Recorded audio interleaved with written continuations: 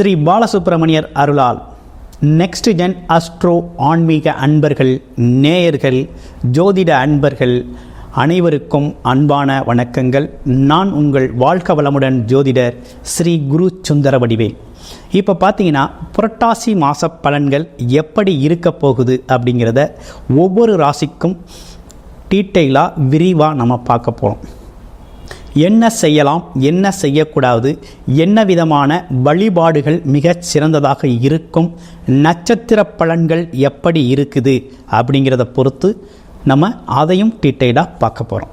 அந்த வகையில் இந்த புரட்டாசி மாதத்தோட சிறப்புகள் என்ன அப்படின்னு பார்த்தோம்னா, சூரிய பகவான் பார்த்தோம்னா சிம்ம ராசியிலிருந்து கன்னி ராசிக்கு பெயர்ச்சியாகி கன்னி ராசியில் இருந்து அருள்பளிக்கக்கூடிய ஒரு அற்புதமான மாதம் தாங்க புரட்டாசி மாதம். புரட்டாசி மாதம் பிறந்தாலே பொற்காலம் பிறக்குது அப்படின்னு ஒரு பழமொழியே உண்டு.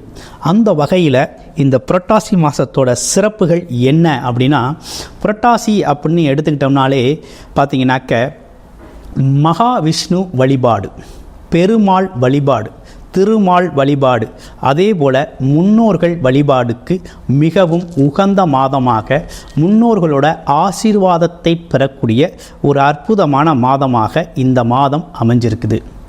இந்த மாதத்தில் பார்த்தீங்கன்னாக்க உங்களுக்கு 3 கிரகங்கள் ஆட்சி உச்சம் பெறுகிறது. சனி பகவான், சுக்கிர பகவான், புதன் பகவான், இந்த 3 கிரகங்களும் ஆட்சி உச்சம் பெறக்கூடிய ஒரு அற்புதமான மாதம் தாங்க இந்த புரட்டாசி மாதம்.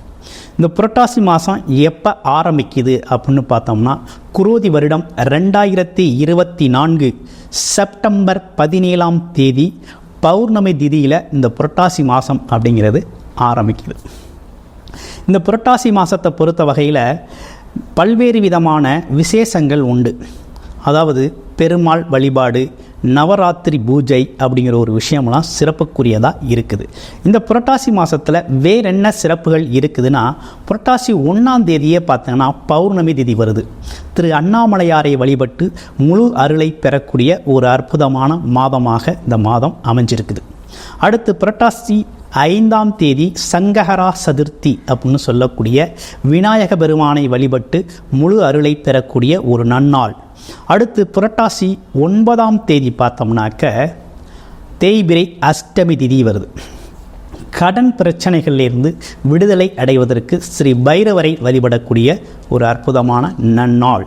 அடுத்து புரட்டாசி 14ஆம் தேதி அப்படின்னு எடுத்துக்கிட்டோம் அப்படின்னு கேட்டோம்னாக்க பிரதோஷ வழிபாடு, எம்பெருமான் சிவனை வழிபடக்கூடிய ஒரு அற்புதமான நன்னாள்.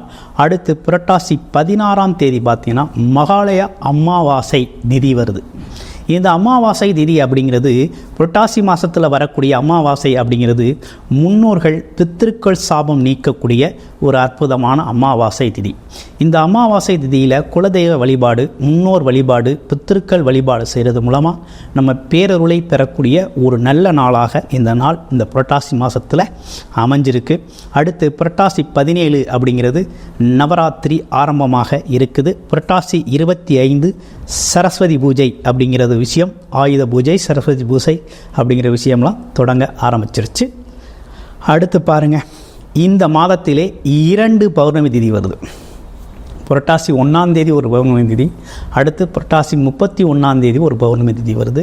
இது ரெண்டுமே பார்த்திங்கன்னா திரு அண்ணாமலையாரை வழிபடக்கூடிய, அதுவும் பார்த்திங்கன்னா அம்மனை வழிபடக்கூடிய, அண்ணாமலையாரை வழிபடக்கூடிய மிகவும் அற்புதமான நன்னாள். கிரிவலம் சென்று முழு அருளை பெறலாம்.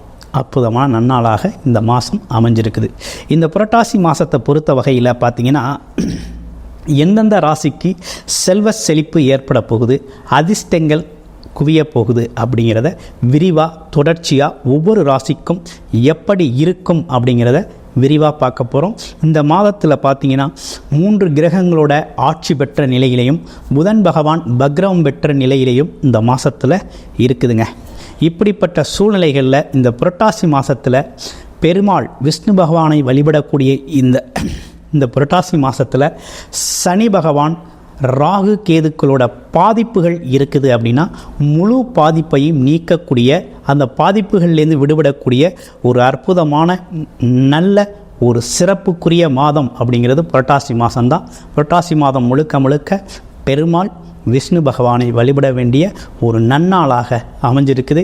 இதில் உங்களுடைய ராசிக்கு என்ன விதமான அதிர்ஷ்டம், செல்வ செழிப்பு, குடும்பத்தின் மகிழ்ச்சி எப்படி இருக்குது அப்படிங்கிறத விரிவாக பார்க்கலாம் வாங்க. மீனம் ராசி காலச்சக்கரத்தின் 12வது ராசியான மீன ராசிக்கு இப்போ நடக்கக்கூடிய புரட்டாசி மாதம் எப்படி இருக்குது அப்படிங்கிறத பார்க்குறோம். புரட்டாசி மாதத்தை பொறுத்த வகையில் பார்த்தீங்க அப்படின்னு கேட்டிங்கனாக்க உங்களுடைய ராசிநாதன் 3ஆம் இடத்துல நல்லபடியாக தான் இருக்கிறார். இருப்பினும் மறைவு ஸ்தானத்தில் இருக்கக்கூடிய ஒரு சூழ்நிலை இருக்குது. இருந்தாலும் உங்களுடைய ராசி 7.5 சனி பாதிப்பு அப்படிங்கிற ஒரு விஷயத்தில் தான் இருக்குது.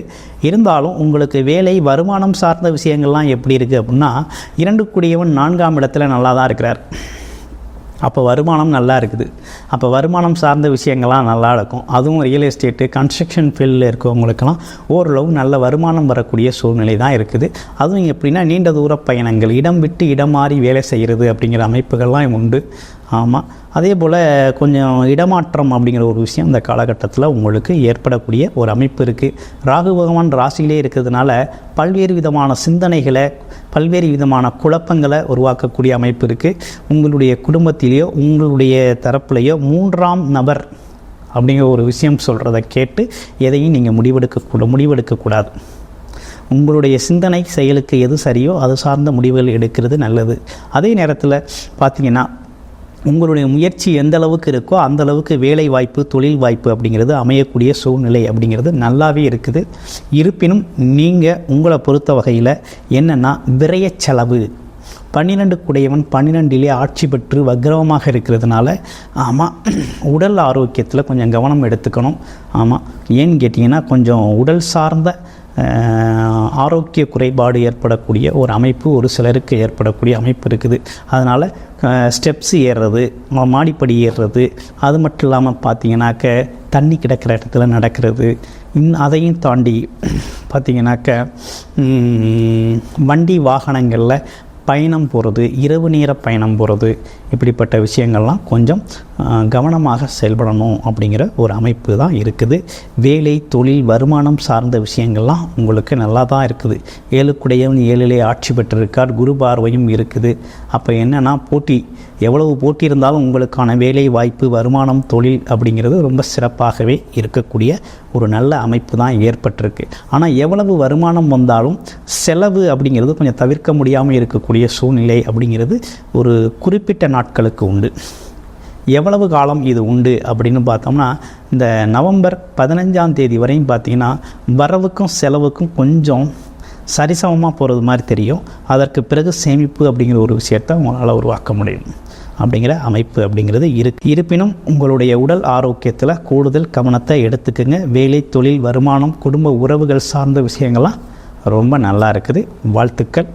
நீங்கள் வழிபட வேண்டிய தெய்வம் அப்படின்னு எடுத்துக்கிட்டோம்னா உங்களை பொறுத்த வகையில் புதன்கிழமைகளில் பெருமாள் கோவில் வழிபாடும், அதே நேரத்தில் பார்த்தீங்கன்னாக்க செவ்வாய்க்கிழமைகளில் முருகப்பெருமான் வழிபாடு அப்படிங்கிறதையும் நீங்கள் தொடர்ச்சியாக செஞ்சுக்கிட்டு வந்தீங்க அப்படின்னா மிகவும் சிறப்புக்குரியதாக இருக்கும்.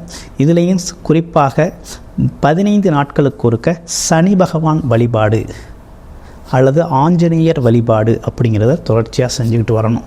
இப்போ வந்தீங்கன்னா அப்படி செஞ்சுக்கிட்டு வந்தீங்க அப்படின்னா இந்த விரய செலவுகள் கொஞ்சம் குறையும். அதே நேரத்தில் மனதில் இனம் புரியாத கவலைகள் நீங்கும். நிம்மதியான ஒரு சூழ்நிலை, உறக்கம், உடல் ஆரோக்கியம் அப்படிங்கிறதெல்லாம் ரொம்ப நல்லாயிருக்கும். வாழ்த்துக்கள். நன்றி, வணக்கம்.